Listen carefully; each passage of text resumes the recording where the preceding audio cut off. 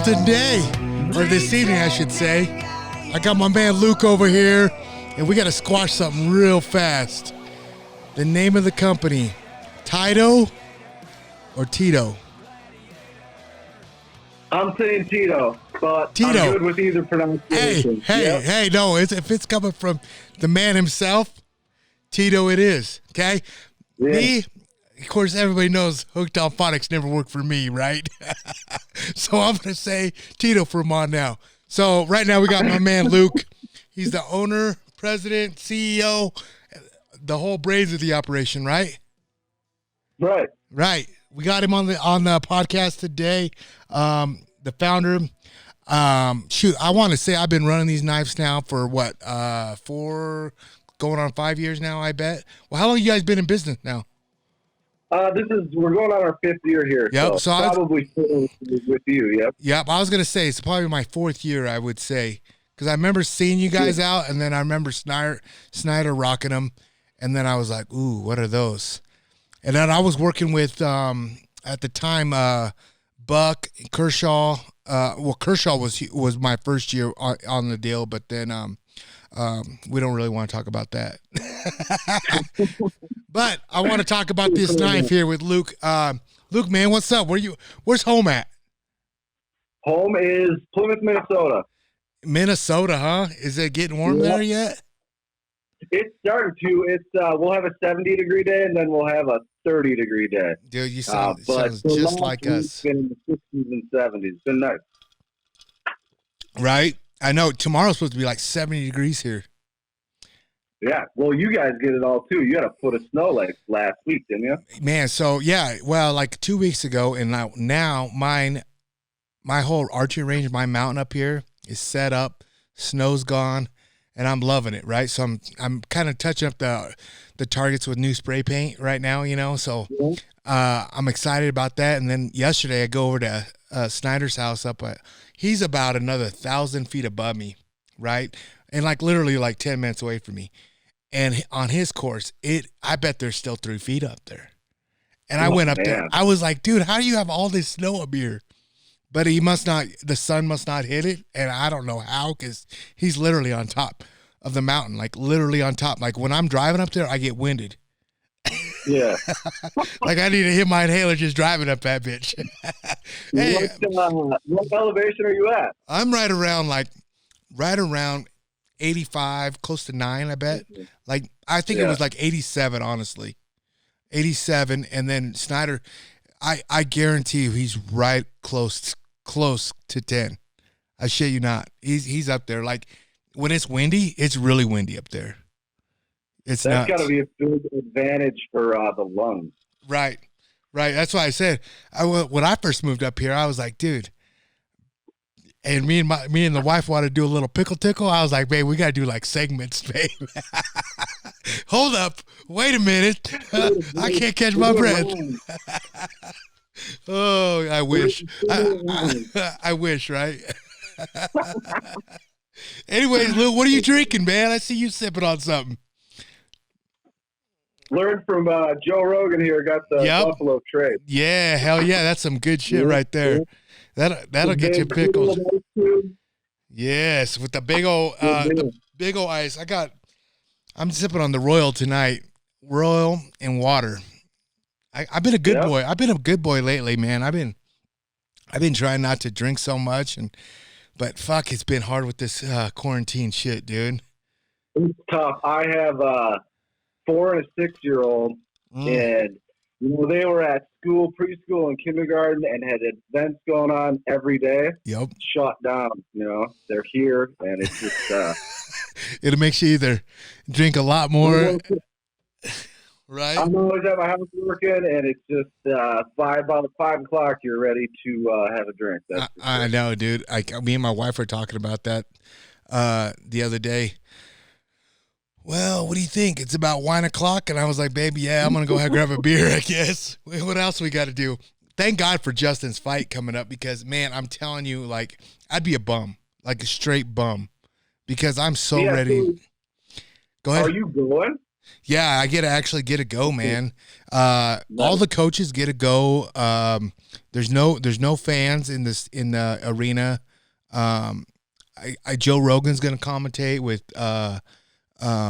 DC, and who is the other guy? There's 3 commentators, and I think what they're doing is making them sit on like different sides of the octagon, just like the judges, you know? So I don't know how it's all going down, but I know I get to go, and I'm fucking pumped.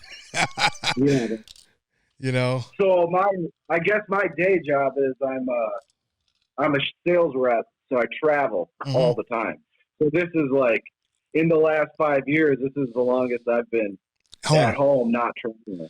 Guaranteed. So, yeah, that's a big change, too. You're ready to see some new scenery and get out of the house, that's for sure. Yeah, well, I mean, it has its pros and cons, right? Like, you get the, like, I would say, like, honestly, like, the first three weeks was like, oh, shit, this is cool. Like, I get a 3 weeks vacation, pretty much what I was thinking, right? Like, I get to hang out, play with my kids, hang out with the wife, do the chores like I was supposed to do forever, right? Yeah, unfortunately, dude. Those all now you have time to do them all, right? Right, dude. I'm like, what the fuck? I still ain't got half of them done, right? Like, and I'm like, oh man. But like now I'm just like, oh shit. My wife's about to go back to work on Monday. She's been on maternity leave, right? So and she's in the healthcare business, right? So she's going right back in the front lines of it. And so she took an extra 2 weeks off because they're low on work, like her department. So she didn't want to steal hours from her friends and coworkers. So she took more time off. And I was all about it because that gave me more time to do my shit, right, with Justin and so on, so she can take care of the kids. But now she goes back to work. I'm going, oh man, I got daddy daycare duties. You, huh? Yeah, dude. And hopefully her mom comes down. Well, her mom's definitely going to have to come down because I leave for the fight on Wednesday. And I'm like, I mean, there's no daycare here. I mean, there's nothing going on here right now, So, yeah, it's crazy, dude. I'm ready for it to be over with. Are you guys in a lockdown? We're in lockdown. They told us the 18th, May 18th. Okay. Today they announced that. So they pushed it back 2 weeks. It was going to be Monday. So basically what's not open is the same stuff, bars, gyms, any place where there's big gatherings of people, restaurants. But other than that, it hasn't changed a lot for me. I mean, other than my kids are home and I don't go to restaurants and I don't travel, I guess. That's right. I was supposed to go bear hunting in Idaho, and that got shut down. So in Idaho, buy my tent before the deadline. That was kind of like me in Nebraska for turkey hunting, right? So, like, I'm born and raised in Nebraska, so I live in Colorado now. But fuck, man, I was like, man, that's $109 ticket or tag. I'll just go down there and get it, right? Like I always do. I always go down in the minnow bucket. Like I know my buddies. I'll buy some whiskey from their bait shop, give them business. And I was like, man, I better just buy the tag, right? And be done with it. So I literally bought the tag. A week later, they came out saying no out-of-state hunters allowed. Well, my dumb ass goes, oh shit, I want my $100 back, right? Because my gym's closed, right? I ain't gonna have no money. So I go and I call them up. I go, hey, I'm living in Colorado. I need my money back because you guys ain't allowed in the state or out of state or out. They're like, yeah, we're Frenchly not. And I was like, okay, cool. She's like, well, what's your card number and everything's refunded my card, everything, right? Well, to find out if you already purchased the tag, you could still went and hunted. But my dumb ass, she didn't tell me shit. She didn't tell me nothing. She's like, keep your ass away from our country, our state, right? Like, I was like, oh, shit. So I was mad because I had the tag and now I had to give it back, right? And I shouldn't have, but I was being a tight ass and I wanted my $109 back, But Oh well. Yeah, we are in lockdown until May 8th as of right now. Right? As of right now, which if you go out in Denver right now, it doesn't look like everybody's shut down. It's crazy. Like people are starting to be like, you know what? We're Fuck it. not doing this anymore. Yeah, they're over it. Well, if I go to take my kids for a walk, or they ride their bikes and we hike or whatever in the neighborhood on a nice day, there's 100 people out walking. Mm-hmm. Like, it's crazy. Yeah, I mean, So I get the distancing thing, you know, and stuff like that. But like, here's my thing: is like when we first started training back up and going to the gym with Justin, and we followed the rules like so many people in the gym, but yeah. he only had so many people to train with here, right? So he called up like who's who, the best in the business. They flew down here for his training camp. And I'm thinking in my head, I'm like, all right, I have no idea who this guy's been around. Traveling airports. I'm going to be in contact with him, like literally contact with him. I guess we'll see, right? And, you know, knock on wood, it's I've been good now for over a month and a half, and I've seen and been around tons of people, and I've not gotten sick. And I don't know, man. It's weird. Maybe I'm just getting tired of, you know, being here at home all the time, but I don't know. I'm over it for sure. Yeah. I'm right there with you. So you start going down the conspiracy rabbit hole, right? And I just hope it's somewhat normal here pretty quick, and it sounds like we're working towards it. Some other states are fully open, and see how they fare. Well, and that was kind of the deal with the fight, right? Like the first fight supposed to be earlier, right? Yeah, it was supposed to be April 18th in California. Well, the governor shut that down, right? And some of his partners. So, well, his partners supposedly, but we knew it was like probably a lot to do with the governor, politics, and so now 2 weeks later, we're going to Florida, in Jacksonville, and I mean they're pretty much all open for business. The governor's like saying green light. The commission, the athletic commissions, all aboard. So I mean, I guess there's protocols that we're doing, and I don't know how. Like, don't ask me like everything about it, but I just know I know where the fight's at now. I know we can go. I mean, shit. The first fight, I didn't even know I was going until like 3 days before. You know, I thought it was just going to be Trevor, his head coach. You know, and which makes sense, right? Like, you know, if they're trying to keep people, you know, less of a crowd there. But man, I was stoked when I could go, you know, so for sure. All right, so tell me, how'd you become a founder of this company? I mean, like, what did you wake up one morning and the little light bulb just goes ding ding ding, right? Like, what was it? Kind of the story is, it was 7 or 8 years ago, probably closer to 8 years ago. I was hunting in North Dakota. My buddy killed a big velvet mule deer buck, and we were on our way back and stopped to drop it off at a taxidermist. I didn't know the guy. It was just kind of a recommendation. Walked in there, and he, you know, just got to chatting with him for an hour or whatever, and he was telling me he just uses these scalpel blade handles when he hunts. He goes, this is what I use for my taxidermy every day. And he goes, I just buy these medical handles and these blades. They don't weigh anything. They don't take up any space in my pack. You know, I always got a sharp blade. And so I went home and ordered one up and threw it in my pack and used it for 2 years probably, and was like, this works really well. Showed it to a couple other people. Didn't know, I don't know at that time if there were other companies that had made replacement blade knives or not, but I wasn't familiar with them. Just thought this would be could be a really cool product if it was actually like a legit knife, had a sheath, the whole deal. So I hopped on my computer and, you know, It makes a good story. I'm an economics. What's that? Oh yeah. When I make my little mixer. Yeah. Perfect. the swivel stick. Yeah. I should make a little attachment for Well, that's what I should little use, a mini spoon, swivel stick. right? I should just use Yeah. the little spoon. There you go. Anyways, go right ahead. Yeah, so just downloaded like a computer-aided drawing program. I don't know what I'm doing. Just fooled around with it to get the design I wanted, and found a manufacturer, and it just kind of took off.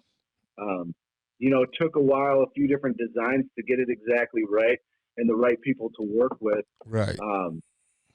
Started advertising it, and luckily, I would say within 6 months of when it came out, Aaron Snyder was calling my cell phone. Yeah, and that's that's definitely a good person to have on your side. Yeah. That was when he was with he was doing his podcast with his buddy, the Gritty Bowman. Oh yeah. And I was listening to that podcast. That's when I was just kind of getting into podcasts. Mm-hmm. Really had already been doing some Western style hunts, but was really getting into it serious. And so yeah, that was pretty cool, and it took off from there, and it's just been growing, and we've been adding products, and still got a lot of ideas and designs, and it's mainly me, and my wife helps me with some stuff, and then some other family members help me as well. Really? That's cool. Probably taking on an employee or two here within the year. Nice. So, small business, American made, right? Yep. USA made.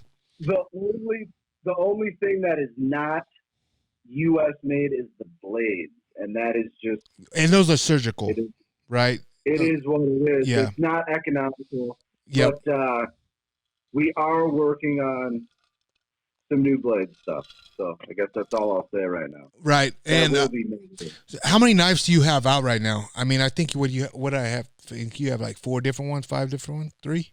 3. Well, 3.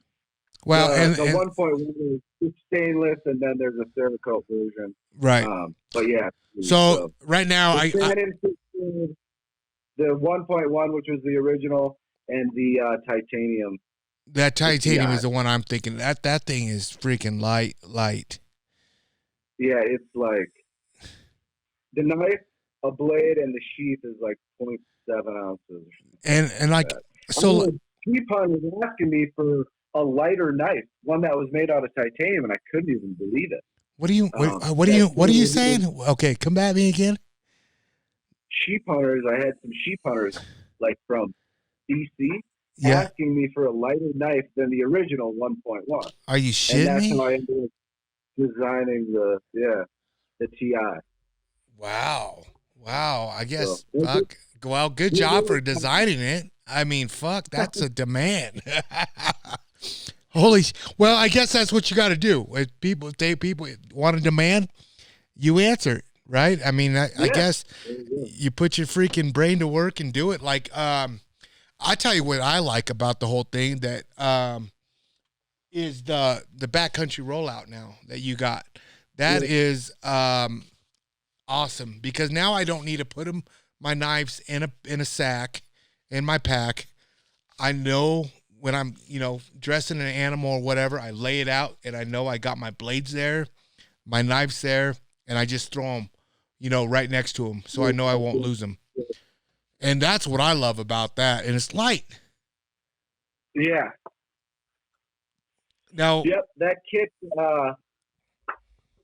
that design, I don't know. I just kind of thought of it. And just like you said, you got everything there that you need.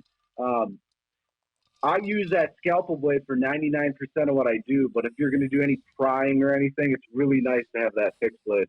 Because if you start turning those scalpel blades sideways, they'll break. Yeah, it's not good, right? And that's why I said, like, when you came out with that, like, the scalper is literally. Have you fucked yourself up with that yet? Yeah, my thumb's looking pretty rough. Dude, the other night I was fucking on. I think I was doing a podcast with somebody, and I was talking about him, and it was at the end of the podcast, and I was like maybe 8 or 9 beers deep already, and I was trying to put the sleeve back on, and I went like this, and that fucker hit my fingernail, and it would not stop bleeding, bro. Of course, I was already drinking, right? My blood's thin. I was like, oh shit, dude, I'm gonna have to go fucking butterfly this bitch. It does not taste much. No, I don't ship them. I don't ship them out with blades on for that reason. Absolutely, like I like it is like it's fucking crazy sharp, like crazy sharp. Yeah, it's nuts, and well, I'll get that at the end of the podcast because I had some people hit me up on the IG about like a couple questions for you. So when that time comes, we'll talk. But what I want to know from you is like, on a production on a knife, like what like is a turnaround like? Okay, let's just take this one for instance, right? Now, what is the pros and cons of me purchasing this knife? Like, is this for my life? Like, am I going to have this? I mean, obviously, if I lose it on the mountain, it's gone. But, like, is there a warranty with this? I mean, tell the listeners about this knife. Like, right now, I mean, what blades are going to break? Obviously, these surgical blades are going to break, yep. Obviously. Tell me a little bit about what your company does and everything, about all that. Yeah, I mean, like you said, blades are going to break. You're going to go through blades. I mean, I can do a whole deer boned out with one or usually switch to another blade. So I'll use probably 2 blades, maybe 3 if I'm going to start doing some caping work and that kind of thing. But yeah, I mean, the real beauty of it is you never have a dull blade. Never. That's just, you pop the blade off, you put a new one, you got a crazy razor sharp blade again. Well, yeah, go ahead. Go ahead. No, I was just gonna say about the dull blade and stuff. Like, what was it? The Havalon. I had the Havalon before I had yours, and nothing against that blade, nothing against that knife or nothing. But what I hated about it is I couldn't fucking replace the blade. I couldn't, especially when you get some meat in there and it's dried or whatever. If you didn't clean it previous and from a hunt before. Dude, I would bitch and moan about getting that blade out, and I would like literally be scared to try to pull it off because I didn't want to cut my finger off. Right? We worked a lot on tolerances as far as just going too tight, a little bit too tight, mm-hmm. and you're having no problem. You're not getting it off. Yep. A little bit too loose, you get a little wiggle room. You plunge that blade all the way in, and it'll pop off. So you gotta. That was a really key factor in getting them done in the beginning. So that tolerance is really finicky. You got to be really close. Yeah, and of course, everybody's pressure is different when they go cutting the animal, right? I have not popped one off yet, and I have not cussed at you one time trying to change a blade out. You know what I mean? Like, I'm like, oh, this shit's cool. You know what I mean? If I've heard of anyone popping them off, it's like I said, they'll be working on a bigger animal, a moose or an elk, and they'll plunge that blade all the way in and pull it out, and something will tendon will get behind there or whatever, and they'll pop that blade out. Right. And I would honestly say that I can do a whole deer. Well, I have done a whole deer with one blade, but then when I go to cape, I change it out just to make it fucking my work easy, dude. Well, it's nice. Like I said, sometimes if I'm just whatever, maybe I cut too much hair or try to hit a bone or something, then you pop a new one out and put a fresh blade in. Well, and that's what's kind of nice. You can do it with one blade. Yeah, well, and it's like it's super cost effective. Like, what do you have? Like, they're like $10, $9 for like what, 12 or 20 replacement blade. And they're $1 a piece. Yeah, so there you go, $1 a piece, perfect right there. God, that's great marketing. You must run a business or something. So, like literally, like $1 a piece, right? Like you cannot beat that. Like honestly, like the knife that's fixed, this one, I need to sharpen it, right? I need to sharpen it. And I like just fucking replacing them, period. If it would cost me $3, guess what? I'd buy a $3 fucking replaceable. You know what I mean? Yeah, exactly. I mean, the fixed blade knife is, like I said, nice to have. It is when you're cleaning an animal for some reason, and then just to have like a camp knife if you're, backpacking in or that kind of thing. So, my idea is you can have those two knives, and that's all you need to carry in. You got that roll, and you throw that in, like one of those Kafaru pullouts, ultralight pullouts. Yep. With your game bag, and that's all you need. Absolutely. There's an extra spot in the roll to throw a sharpener in to sharpen that knife up. But that D2 steel that we made those fixed blades out of, they stay sharp for a really long. Man, I'm telling you how strong they are too. Like literally, I was trying to bend it a little bit, try to test it. You ain't bending that shit, bro. Yeah. You are not bending it. And the thing I wanted to talk about now is like that spoon. You guys just came out with that, a year ago? Yep, last year. And tell me, what made you think of that? Just one less tool to carry, The idea behind it was making it long enough to eat, a standard Mountain House or freeze-dried meal. Absolutely. So the idea is just to have one less thing. You can throw it in your roll, throw it in your pack, and you can eat with it. You got to be clean about it if you're going to clean an animal and then go to eat your Mountain House meal. Yeah, right. But that was my original concern about it, or it probably would have rolled out a little earlier. Well, I think people are smart enough to do that. You would think, right? I don't know. Like, here's the thing. Like, I need to change it because I'm not gonna be. I think I might go fishing with Aaron, backpack country. So I'm gonna take this, but like, I should just have this one here on protocol for my mixer here. This is what I really need. Yeah, that's what I'm saying. Like, it's a multi-tool, right? Yeah. But I tell you what I like about this is I carry a little one on my backpack, a little clip-on, just a little one. Yep. But I always lose that motherfucker. Yeah, no. I lose it every morning when I get up out of camp, and I'm like, fuck, because I'm dragging ass in the morning, right? I'm like late. I don't want to get up. Unless it's cold, right? When it's cold, I get up right away because I fucking hate being cold. But what I like about this is I put it all with my like kill kit, and I know when I'm done, when I have to need a spoon, it's in there, right? Because I don't fuck around. I put all my kill kit shit away when I'm done with it, right? I clean it and do it. Yeah. And that's why when I got the first one, I was like, oh, hell yeah, dude. This was probably, it saved me probably like 2 or 3 times back there. I would have been like this with my hands, like a fucking make-believe tortilla.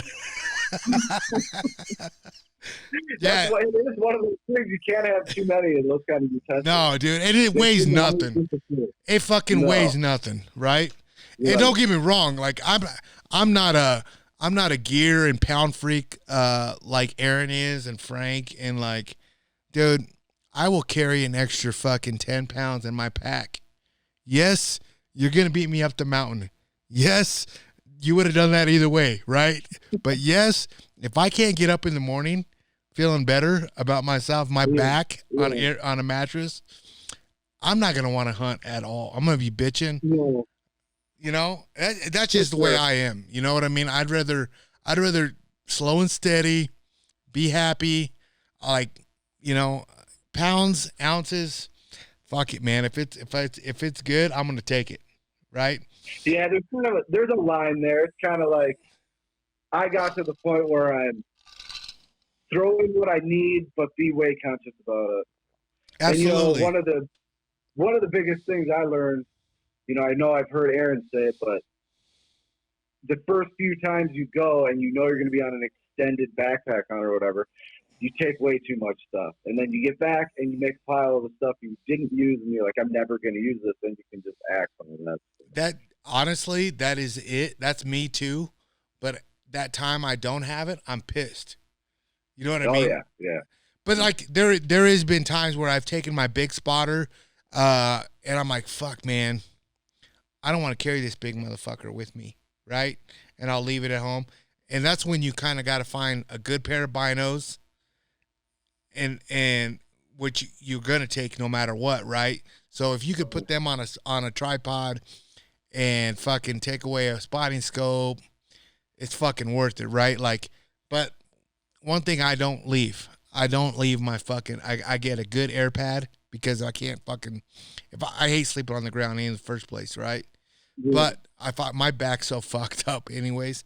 Like if I'm uncomfortable, I'm miserable, right?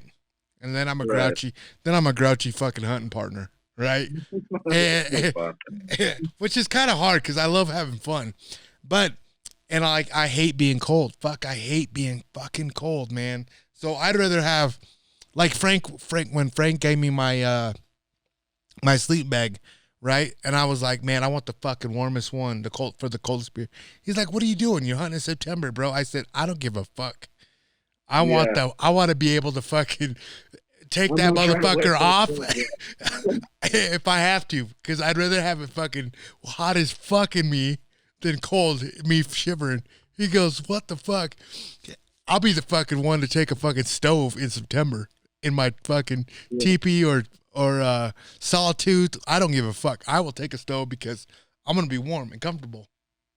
Yeah, I will. I'm with you. I get cold pretty easy.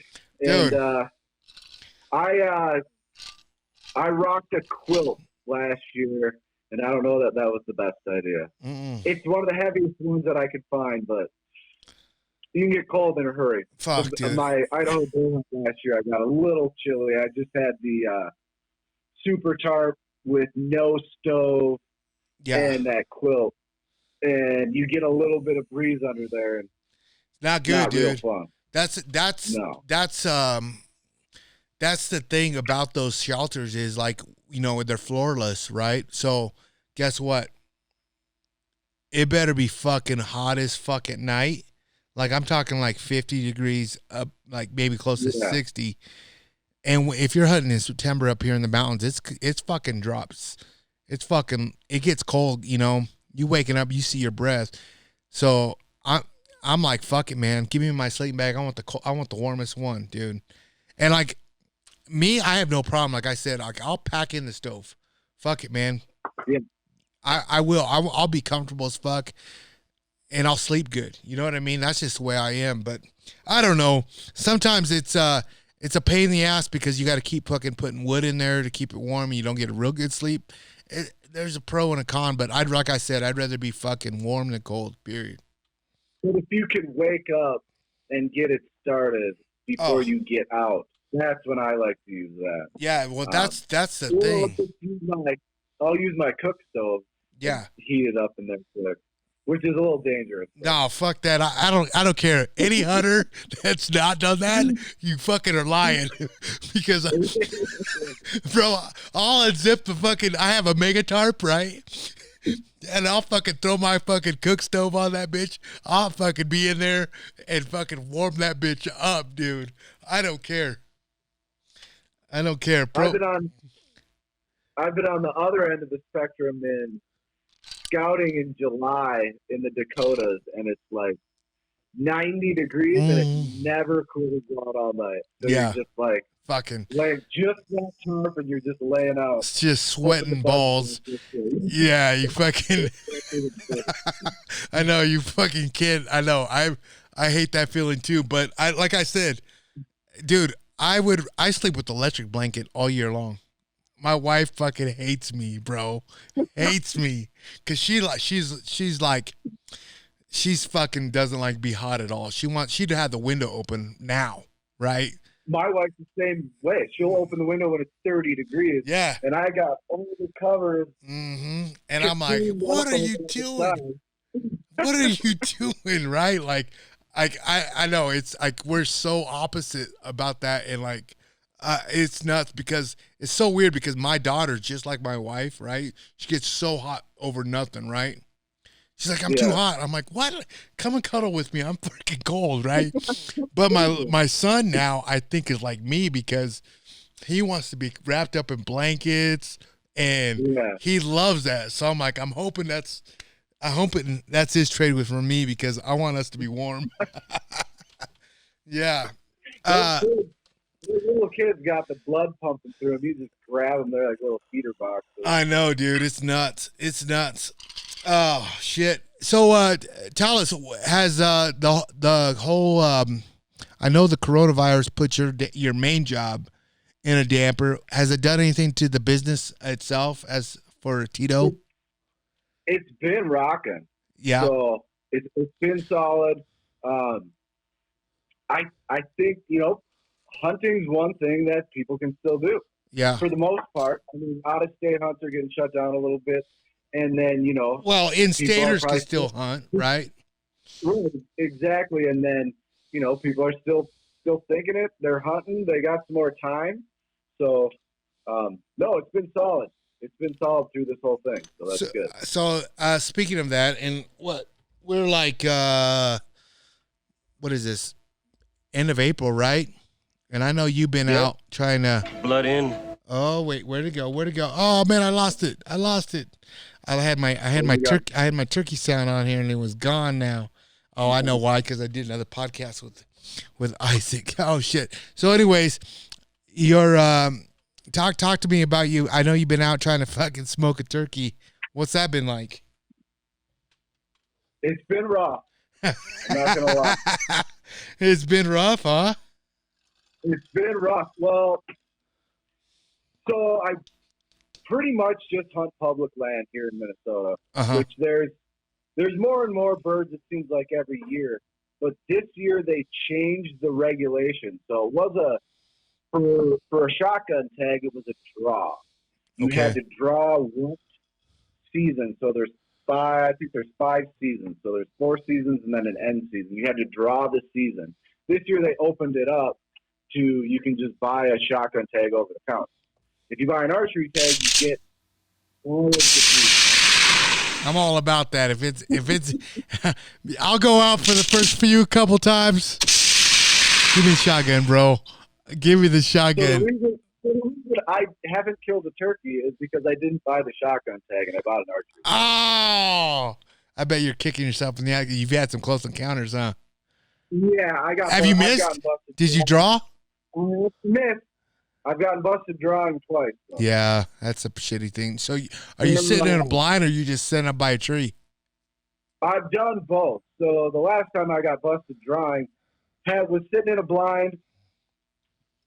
Didn't have any action that day. Packed all my stuff out. Was hiking back to the truck and just ran into a bird. Basically, ended up calling it into like 15 yards. Oh, sweet. And all I had was about a 2-inch wide tree in between me and it. Oh, really? And waited until it was looking away and its head was behind the tree. And it still found me. Oh, shit. Yeah, well, I can relate to that shit fucking all the time. It's been tough. This morning I went out. I just kind of hunt. For the most part, I just hunt mornings. Yeah. And then come back and work. This morning I went out and called one into about 40 yards and just didn't have a clear shot. But it's been fun. The spot that I went to today, not that far from the cities, and there were lots of wolf tracks. So I was competing with shit. wolves. Yeah. No way, huh? Have you seen any wolves up there? I haven't seen any, but there's a lot of tracks. Yeah. I'm pretty surprised. That's fucking nuts. What about Wolverines? I don't think there's any in Minnesota. No? Wait, Wisconsin. I think they're in Wisconsin. Is that true? Or am I just fucked up? I could have sworn I had a Wisconsin buddy talk about Wolverines. Maybe that's where it was. Yeah. Hey, so in Minnesota, or no, wait, is that Iowa? Where the fuck did I fight at? It's like where they have the winter games at. Where the hell is that? Fuck, it's like a big lake. Oh, man, that's going to bug me real quick. Oh, shit. Okoboji? Oh, yeah. Okoboji? That's Iowa. Is that Iowa? Yep. So my first, it was supposed to be my first debut fight in Okoboji, Iowa, and it became my professional debut because I fought a pro because both opponents got snowed in. Like it was like, I don't know, December, January. And like fucking his opponent, he was the main event. And like, well, short story, fucking, I had like fucking, I don't know, about a 10 to 12 hour fucking drive to this place, right? And I had probably about 40 vehicles following me of fans wanting to fucking watch me fight for the first time, right? They had no idea how far the fucking place was. They didn't give a fuck, right? Everybody was fucking drinking and driving. Well, the drivers weren't, obviously, but they were doing roadies. They didn't give a fuck, right? They were driving. Yeah, you know what I mean? It's a bunch of Nebraskans fucking drinking, getting to a fight, going to a fight, watching their hometown boy. So I get there to find out fucking my opponent got snowed in, right? So I don't have a fight. And I'm like, what the fuck, dude? I just drove 12 hours in a snowstorm, pretty much, right? Shit, black ice everywhere. And I'm like, fuck, well, it was such a unsanctioned event, like fucking floor ring, fucking in a gymnasium back in the day. Well, the main event was Brock, not Brock Larson, but Brock Larson. Who's the heavyweight? Brock Lesnar, right? Brock Lesnar is the heavyweight. Well, Brock Larson was his training. But it's Subway. You know him? Yeah. I don't know him, but I know him. You know the name, right? Yeah, obviously he's a Minnesota boy. So he fucking his opponent got fucking called out, and he weighed in at 179. He was fighting the fucking light heavyweight at the time, and I was fighting 155. And I was like, fuck it, man. And they asked me, like, well, we got this spot if you want to open up, but it's pro. You're going to have to go pro. And I looked at him. He's a big dude, but I was like, fuck it, man. I'm a bad motherfucker. Right? Dude. Yeah, dude. To find out he became like the WEC champ, dude. And he was in the UFC. Like, he's a fucking beast, bro. Like, but me and him fucking waylaid each other for fucking 10 minutes straight. There was no fucking rounds. There was nothing. This one point, me and him were hitting each other so much. I finally clipped him, and he hit the ground, and he fucking I fucking hit him again while he was down, and he kind of rolled outside of the fucking ring.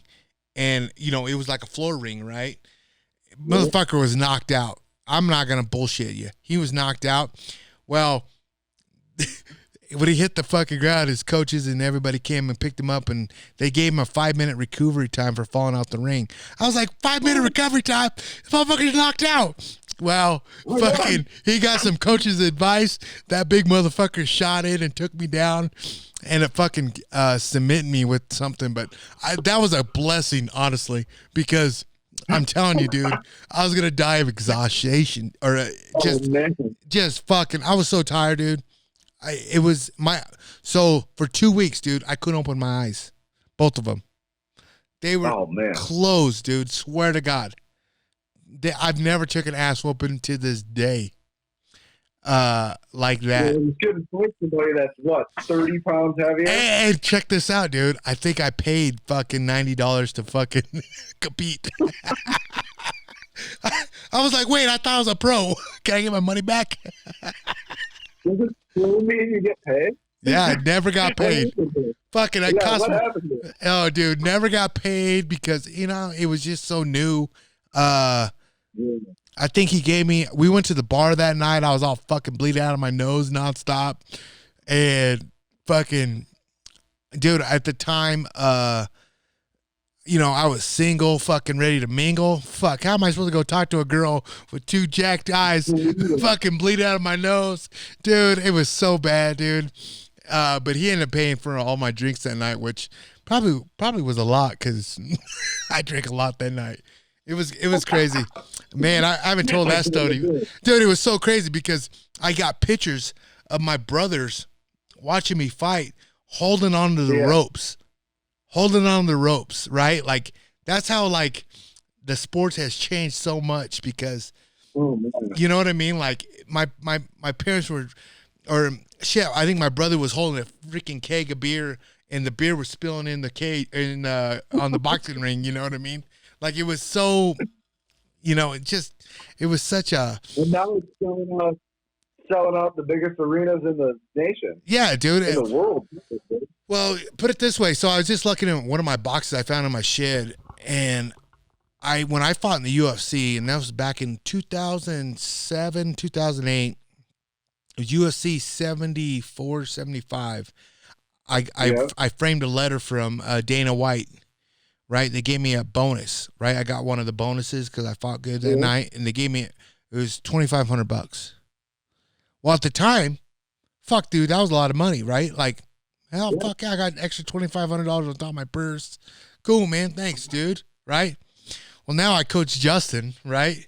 So I see what he makes.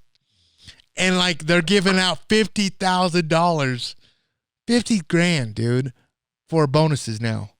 You know what I mean? Like, that right there, let alone on top of their fight purse, dude, it's game-changing, dude. It's a life changer. You know what I mean? Could you imagine if we went in business together? We could make some pretty cool fucking knives with a few of those fucking bonuses, right? Oh shit, dude! I know. Justin's probably going to do pretty good on this upcoming fight financially.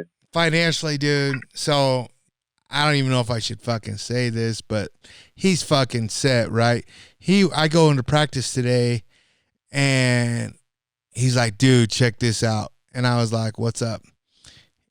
And it's a fucking Trackhawk. He's going to fucking buy a brand new fucking Trackhawk. Dude, those are fucking $100,000 vehicles. Okay? So this is a guy this is a guy that used to borrow money from me back in the day just to get a haircut before his fight. And now he's gonna go buy a fucking Trackhawk.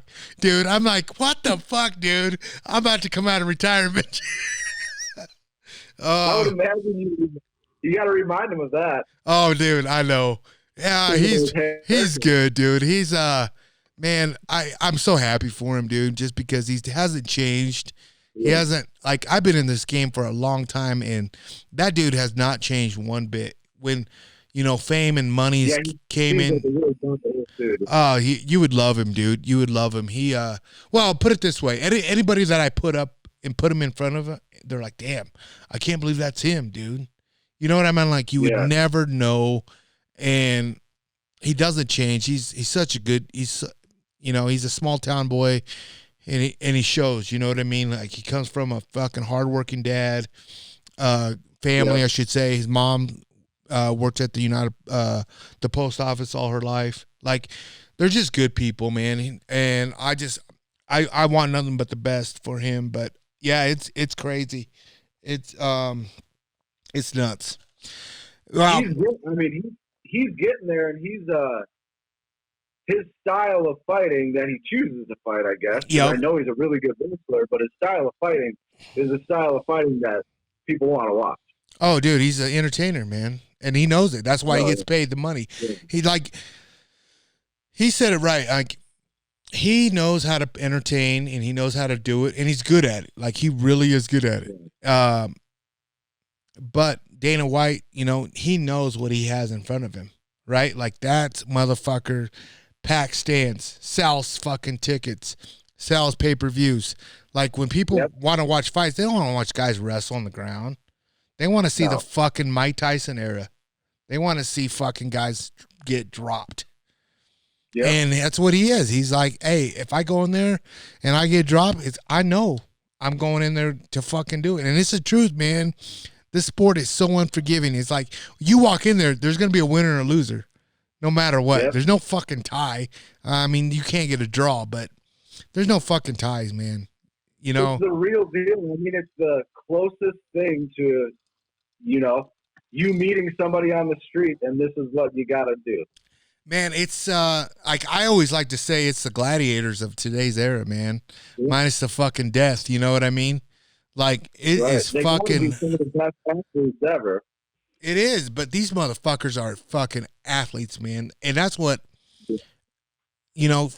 let alone to fight, 15 minutes, and then you got to fight 5-minute rounds for championship belts. Fucking dude, your cardio is unbelievably good. You're just, it's a fucking war out there, and you know what you're getting yourself into. You know what I mean? It's fucking awesome. It's gonna be weird, this fight, because the crowd is not gonna be there. I mean, you can hear a fucking pin drop. Like, what the fuck, dude? I'm gonna probably hear what Joe Rogan's gonna be commentating over there, right? Oh, yeah. And you're gonna be able to hear the coaches talk. I mean, it's just gonna be nuts. Like, that part is gonna be weird for me, right? But like, you're so in the zone, right? But like that feeling, the crowd, the energy before a fight, like, that's what gets the hair sticking up in the back of your head, right? Yeah. And that's what I loved about it. Even like when I fought local shows and like international shows, like, I never got that. But when I fought for the UFC, fuck yeah, dude, the hairs fucking, before you go out, dude, the fucking stick up, and you feel so fucking alive, right? Like, it's like, I don't know, maybe that's why I like hunting, because it's like when you get your tag filled, or you get that big buck and you're like, fuck yeah, dude. It's like that times 10. You know what I mean? Right. It's weird. And like, now as a coach, and I've coached, multiple UFC fighters now, but every time I go out in that arena, it's fucking gives me the fucking goosebumps. Like, I get the fucking chills, man.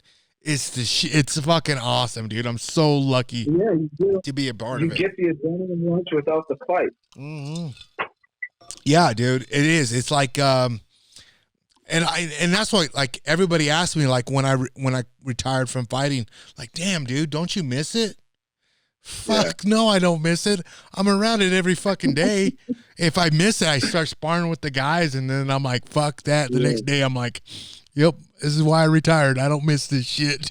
Waking up with backaches and fucking concussions. Waking up and having to get punched in the face every day to get paid. Yeah, fuck that, dude. It's a young man sport, bro.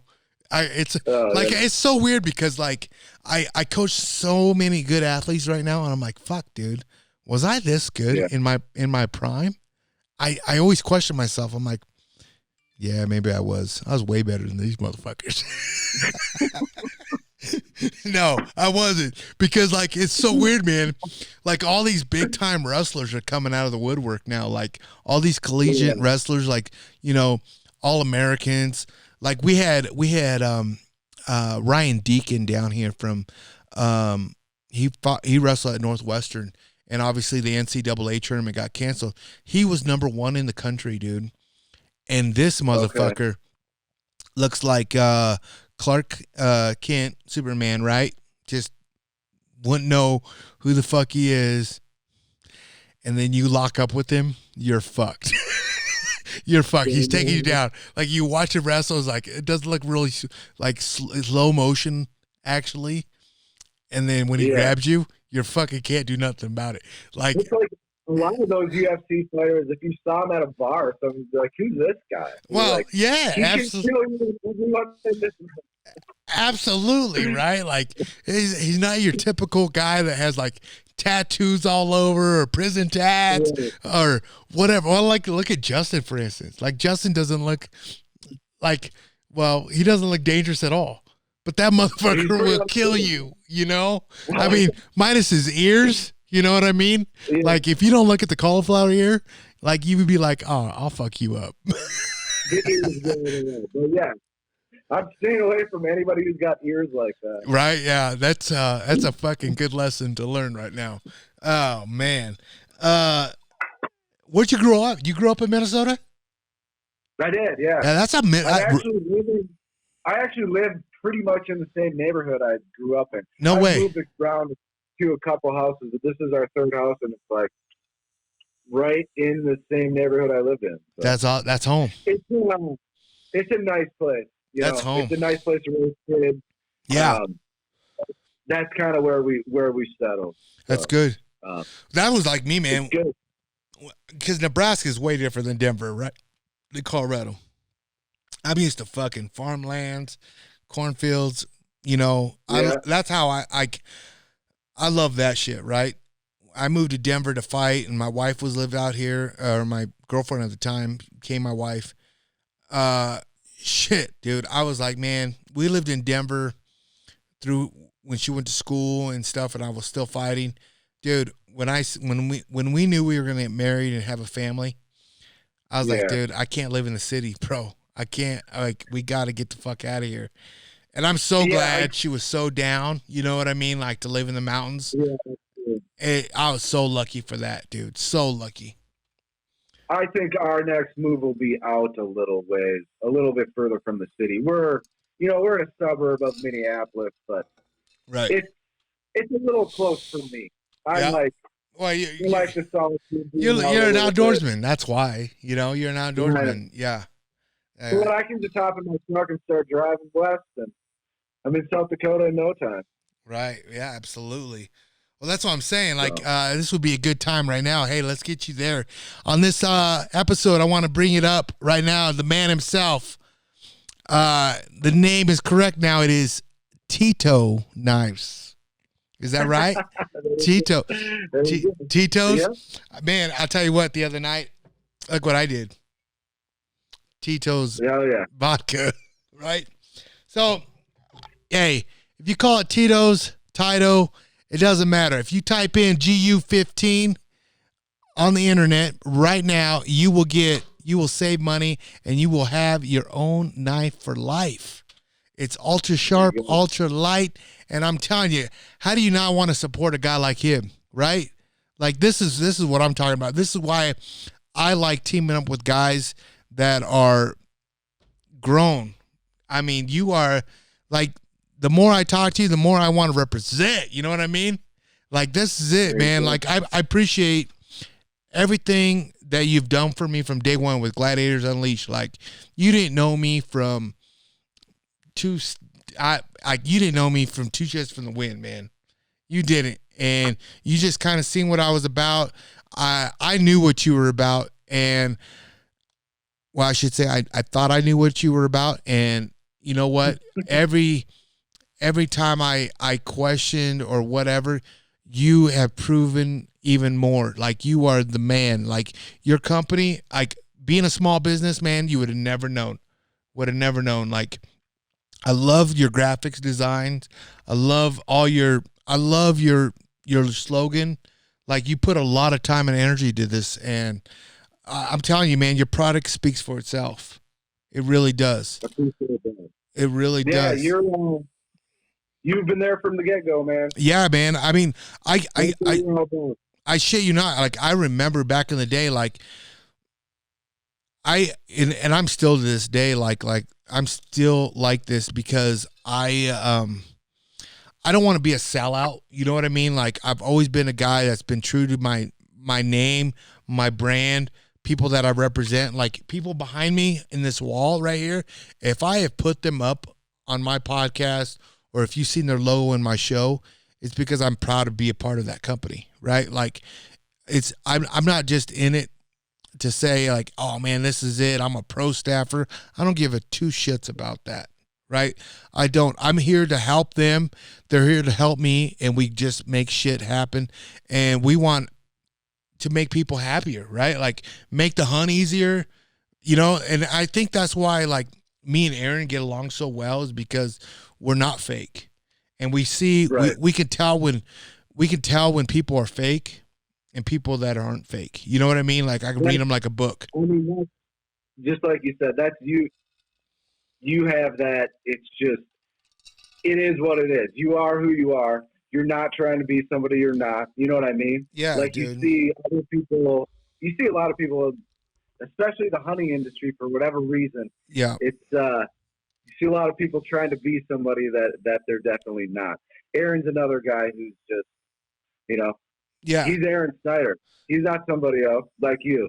You know? Yeah. Well, and I think that's kind of been the downfall of fucking the outdoor industry, is like, you know, and like with social media and everything. Like, I get it, man. Like, I was the first one to admit like, oh fuck, I can do this, right? Like I can do this, like, and I can see why girls can get away with it a little bit more because guys are attracted to women and what they wear and do it.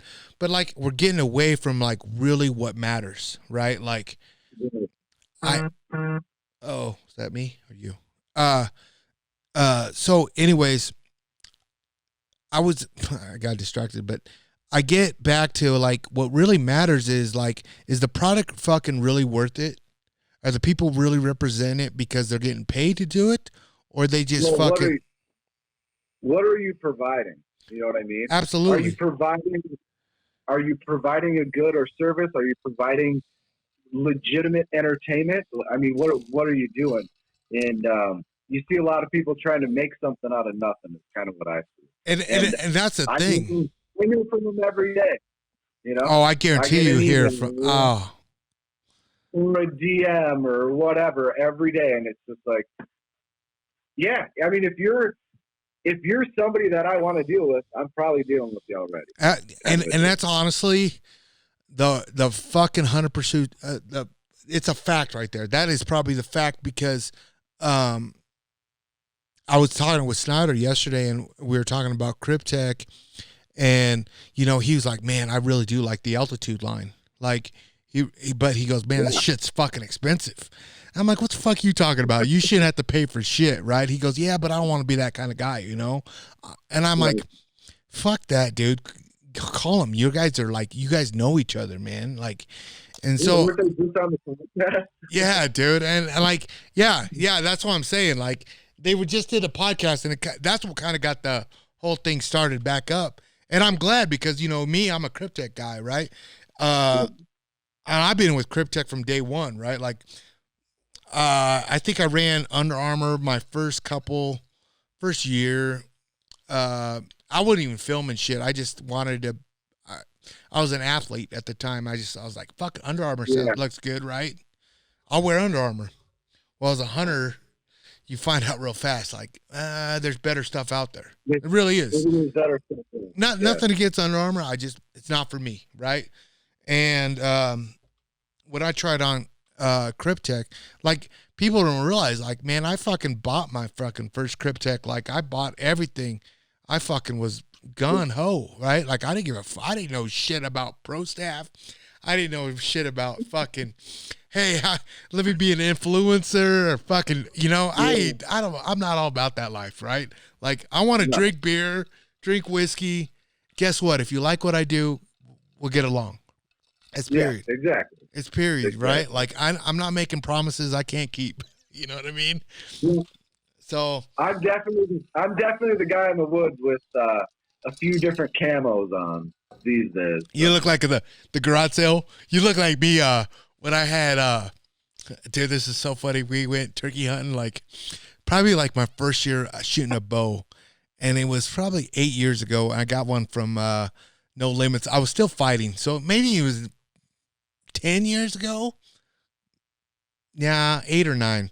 So I got sponsored by the bow shop up here because I had a Bear Bro, one of these old ones, and I went in there and the guy knew who I was, and he goes, and I had it set for carp. I was shooting carp with it back home, and I wanted to get into fucking elk hunting up here, right? And he looked at me, he goes, "Where'd you get this bow at, man?" And I said, "You want to be honest with you? I bought it at a garage sale, bro."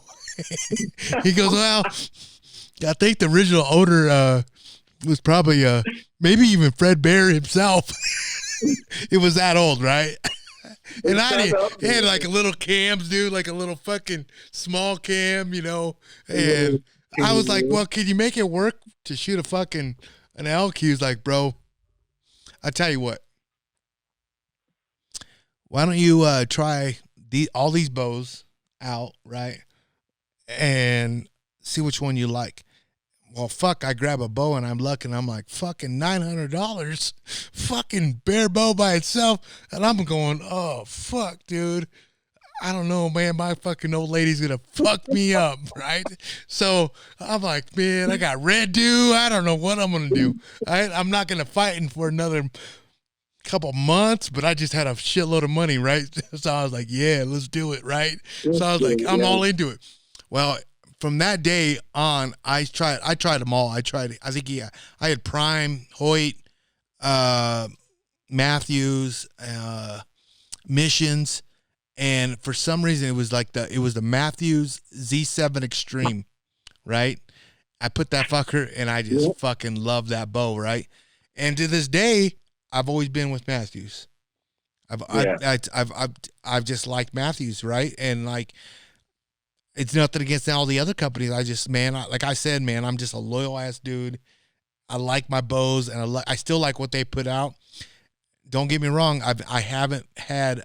I think I've shot that Prime a couple times. That last year's model. I was gonna try that one, but I was like, nope. I still like the fucking the Matthews bow, right? What do you shoot? I shoot a Matthews, an older Matthews, Chill X, I think is what it is. The Chill, but yeah. It's like I get something that I like, and I just want to keep shooting it. Fuck like, yeah, I don't want to switch. No, all dude. That's gonna do is that's not gonna help me.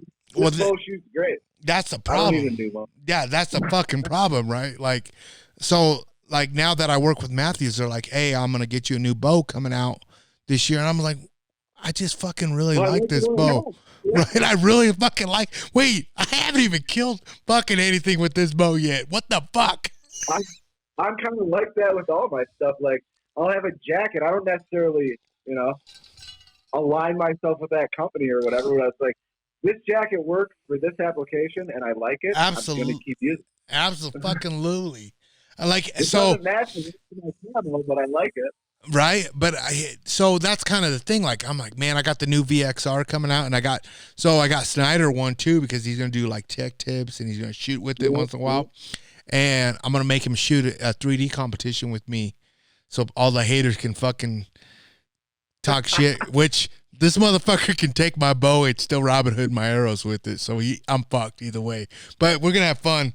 Yeah, it's fun. Like, honestly. I look forward to doing that with him on that. All right, before we change subjects real quick, I want to throw another shout out to my boys over there at Cafaro. Cafaro International. It's gear for life. You got to check them out. The packs, best packs of the business, wouldn't you say? Goddamn right. Yeah, goddamn right. Packs, shelters, sleep systems. Shit, they got blankets, the whoobies. They got it all. Give my man, little Frankie, a little direct message, toward life, and tell him I sent you over. You listen to the podcast and tell him to give you a discount. Tell him to quit being a tight ass. Give my girl Dana a little holler too. But on that note, my man, it's my time. The little MMA action real quick. Man, we've been rolling, dude. We're a little past an hour. Let's get this done. Hey, so if you got to fight, party, and hunt with one, all right? You got to choose one. Fight, party, and hunt with one. You got Conor McGregor, you got Justin Gaethje, and you got me. Oh, shit. You got to fight, party, and go with me. Here we go. What's your choice? I'm going to party with you. Fuck yeah. Which we're kind of already doing. Yeah, right? Hunt with Justin and fight with Conor. And make that money. I want to get paid, yeah. Yeah, fuck yeah. That's fucking smart, dude. That's real smart. I think, man, that's fucking tough, dude, for me, because, I'm obviously in it, but I would like to sometimes beat my own ass, right? And I already hunt with Justin. I would definitely probably have to fight Conor too to get some of that pay-per-view money, man. This is worth it, yeah. Yeah, dude. That's a fucking great fucking deal. Okay. Next question. in today's era, right? In today's era, what or who, I should say, and what would you like to hunt with who? What would I like to hunt with who? Oh, yeah. And it could be dead or alive, too. You know what I mean? With who? Probably Doll sheep. Ooh, yeah, that's a fucking rich man's hunt right there. Yeah, because I'm not going to probably realistically. I fucking do raffle tickets. That's all I do, dude. And I can't even afford some of the raffle tickets on that bitch. A sheep hunt with Snyder would be fun. So that right there would be probably a fucking, I would say a 95, 97% kill rate right there with that combo. You know what I mean? Yeah, that's a definitely good ratio. Would you do it with a bow or a gun? Probably a bow. Yeah. With him, you'd definitely have to do that. You probably have to. Yeah. I don't know if I go full traditional. Just have to do the. Do you shoot trad? I don't. I've had a lot of people trying to talk me into it. Oh, dude. Probably next year I'll start shooting it. Dude, I'm telling you right now. So, I got a Christmas present from Snyder, and it was a trad, right? It was one of the Hoyt ones, and dude, here's the thing with it. I like it. It's fun. I have a hard enough time killing shit with my compound bow back here. So, will I hunt with it this year? Probably not. Unless I go to Nebraska and shoot some does. You know what I mean? And even then, I got to fucking make sure that I'm fucking on point, right? Like, it's fun. Don't get me wrong. And I'm not bad. Don't get me wrong. But I'm not in his league. You know what I mean? Yeah. And we went up and he actually got me a brand new bow, another bow, right? A Daz. I don't know what the fuck it is. He's like, yeah, this one's a fucking good bow, man. And I'm like, if it's so good, why are you shooting that motherfucker? Because he likes this one. This guy custom made it. Well, whatever. We fleshed up some arrows right there. And he got me on these fucking chicken feathers. And I'm like, damn, I am full fucking trad now. And I'm like, yeah, dude, you fucking got it. You're getting it. And I'm like, dude, Aaron, I'm not going to fucking kill shit with this thing. He goes, so what's the difference with you doing it with your compound bow? I said, okay, that's a good fucking point. Oh, fuck. Yeah, my concern is if I pick it up, I'm going to want to kill something with it. And I see myself ruining a hunting season, carrying a trad bow around the whole time. There will be only certain animals. Like, seriously, I would have took this fucking bow, this trad bow to Nebraska and hunted a turkey with it. You know what I mean? Yeah, like that would have been something cool for me to do. You're going to get a close shot, probably. Close shot, fucking multiple fucking chances in Nebraska. Yeah. You do, right? Yep. But, like, an elk? Fuck no, dude. Hell no. Hell no. Here's the thing about the show. I start out in good intentions with the shot glass, like, oh man, I'm gonna do one. Now I'm just like fucking pop, putting the fucking bottle in. Yeah. Anyways, there you go. I gotta throw some water in it though, man, because fuck, I gotta get up tomorrow and function. So speaking of that whole question, right? Yeah. Okay. If you had a drink with three guys at a bar, dead or alive, who would it be?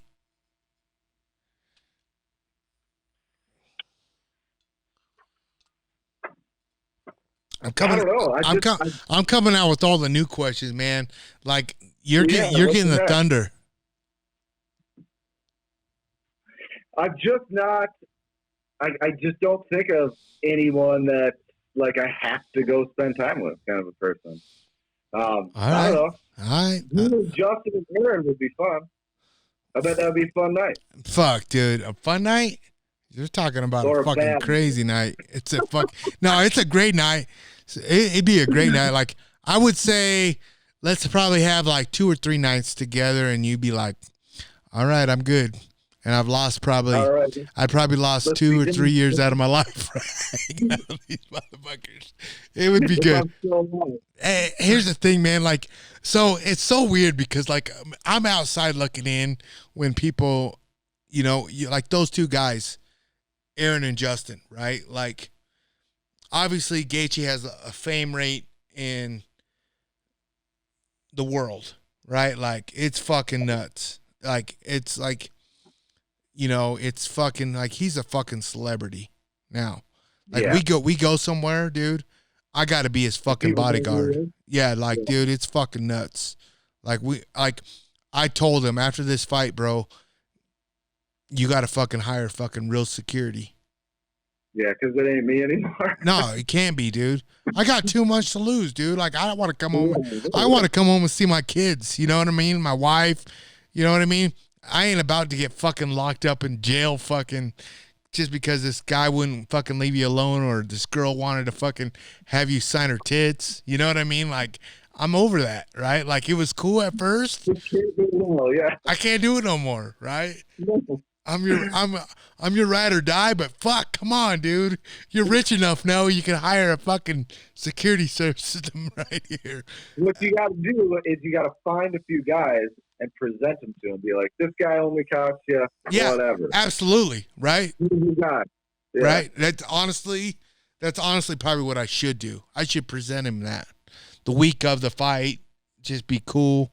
Yeah, dude. Yeah, that's probably you're fuck. That. No way. Yeah, that's fucking definitely smart. So if I had a drink with 3 guys at the bar, this is just me talking. I would like to go back at the Wild West and drink beer or whiskey with fucking like Doc Holliday, Wild Herb, and his brothers. You know what I mean? Fucking just to do that. Like, fuck. Dude, could you imagine this fucking Mexican sitting at the bar with these fucking 2 guys? Fuck, they'd be like, what the fuck are you doing in here? But, hey. That's a wildest time in this country. That would be. Oh, dude, could you imagine that? Yeah. Fuck. No, because I'd be fucking out there fucking playing. I'd be out there playing pinto beans and shit. Oh, fuck. That's funny. Oh, man. So when I went on the IG and I said I was about to have you online, I had a lot of people ask me about the replaceable blades. And I don't know if they knew you carried replaceable blades, but they said,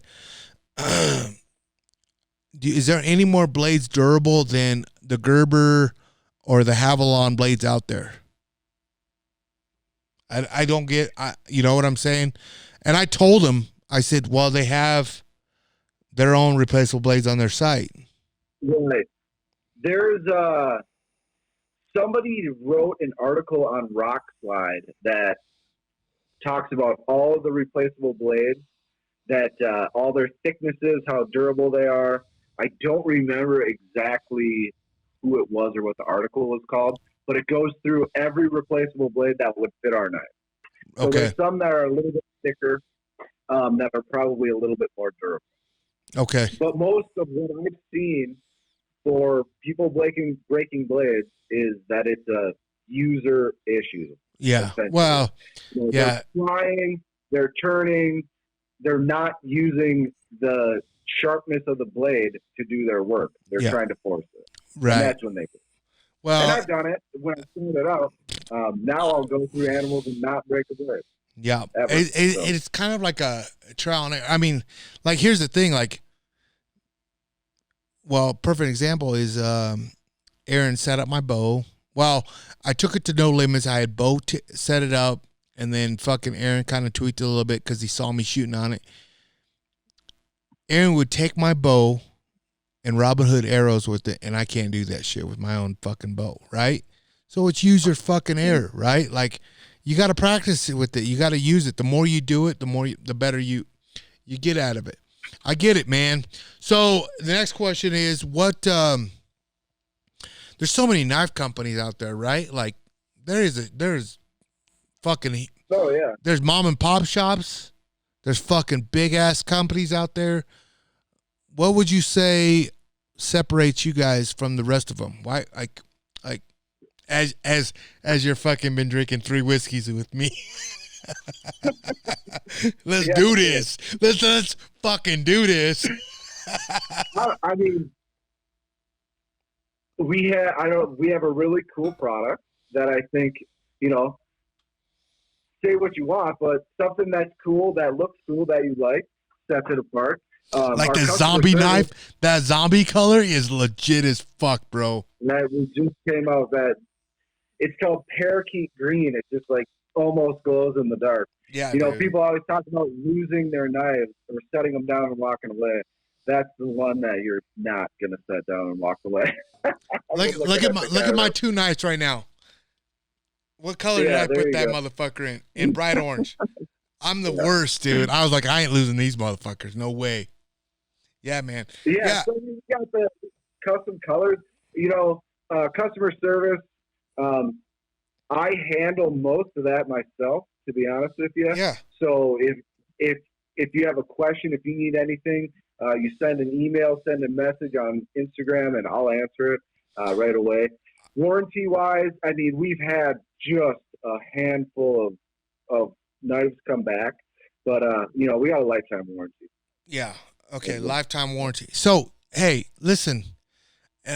To be quite to put a little fucking truth on that, I think I reached out to you in Instagram and you got right back to me too. Yeah, I definitely did. I was like, man, I would definitely like to rock yours. Tell me a little bit more about your deal. And I remember, dude, the conversation, and you were like, man, I just want to. I think you sent me out a free one, and I tell you what, dude. That shit right there went so fucking far with me, dude.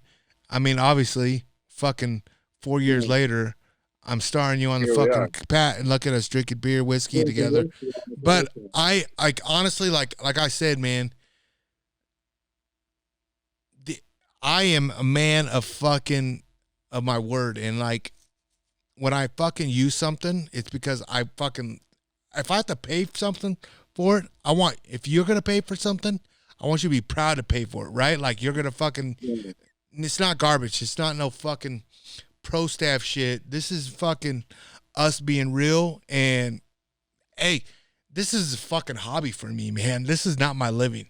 Like, that's why I try to tell people like, oh man, you're fucking so lucky. Yeah, this is a hobby. It is. You could do it too. Throw some money out. Throw some money out and invest in the fucking podcast booth. Fucking do this, right? Same thing as you, right? You invested into something where you were like, I'm going to make a little business out of this, right? Right.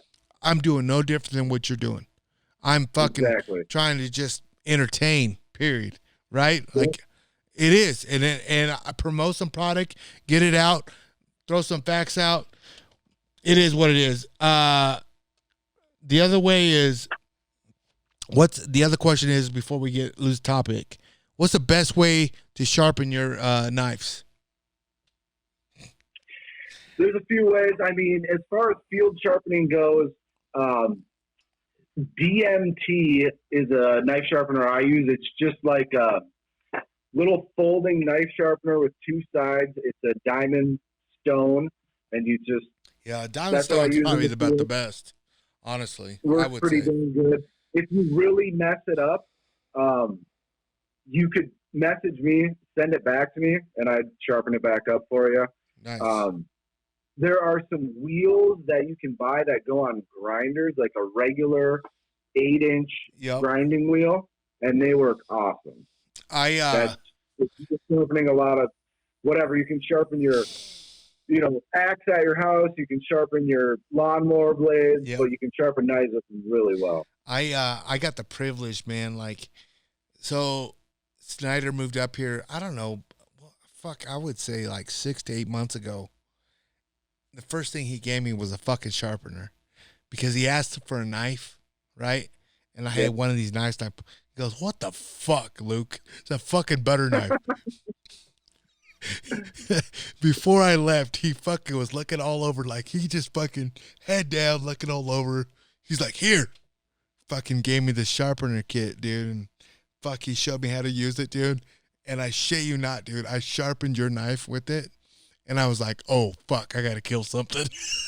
Yeah. I swear to God, dude, like it's fucking. There's a little learning curve on those diamond stones, but Yeah. Once you get them down, I mean, you can get them razor sharp in a hurry, especially if they're not too messed up. They don't get any big nicks out of them. Right? Yeah, dude, it's real crazy. It's nuts. Oh man, fuck, dude, we talked for a minute tonight. I should say it's been good. Here's the thing, man. Like all the other podcasts, like you look online and like how to run a podcast. It should be like an hour long. Here's my deal, man. If we're in the moment, we're having a good time, and we're talking.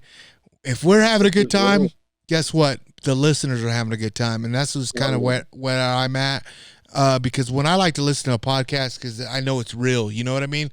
And that's one thing about my podcast is like it's real talk. Sometimes you get some Lukeisms that's fucked up, and I don't know if I got any out today, but I was trying to be. I think I got fucking educated today. So yeah, man, that's about all I got. I just want to give a big shout out to you, honestly, man. Like, man, I can't thank you enough for being on the podcast. I appreciate you. Please let me know if I can do anything more for you. Yeah, man. Like, this guy's been a fucking trooper, and you heard the story. Guys, how do you not want to support a guy like this with a badass product? I mean, when you got a guy like Snyder representing the product, and you got a guy like me represent the product, fuck it, dude. You got to get it. No. Like, you got a guy that kills shit and uses it a lot, and you got a guy that fucking takes pictures with it. Yeah, you got to use it. Oh, shit. It's been good. It's been good.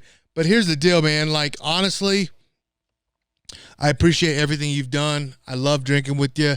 Man, you're in Colorado. You know who to look up. If we can start traveling again. Man, dude, I'm telling you, man, bring that bow out here. Yeah. Dude, we'll go shooting. We'll have some fun, man. I have so many guys hit me up now that are, it's so nuts. Like, that's what's crazy about social media, right? Like, fucking, they see you do something, they're like, oh man, I want to get in this competition. So like, people have hit me up and said, hey man, I'll put my money where my mouth is. And I'm like, oh my God, dude, fuck, Justin better win this fight because I got a lot of bets fucking happening. You know? All right, Pip.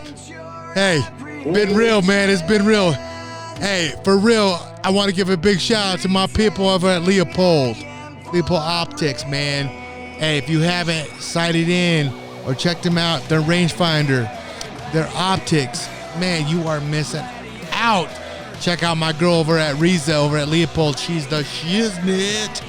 And last but not least, my boys over at Cryptech.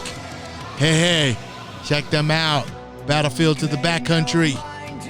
Cryptech's been there from day one, just like my boy over here with Tyto Knives. Now that I gotta say Tyto, man, that's gonna be so fucking weird, dude. I like Tyto. Hey, man, for real, it's been fun. I appreciate it, and we'll stay in touch. Yeah, for sure. We out.